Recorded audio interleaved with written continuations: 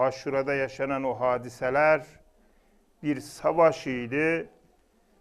Əhl-i Beytlə işte Əməvilər arasında və ya Əhl-i Beyti sevməyənlər arasında bir çatışma idi, bir çakışma idi. Deyip geçmeyelim, hayır. Mesele daha önemli bir şeydi. Mesele ümmetin imtihanı idi. Ümmetin sınavı idi. Her ümmetin bir sınavı vardır. Bir sınav aracı, vesilesi vardır. Əhl-i Beyt, Əhl-i Beyt'in de içinde özellikle en zor sınav Hazreti Hüseyin'in sınavıydı.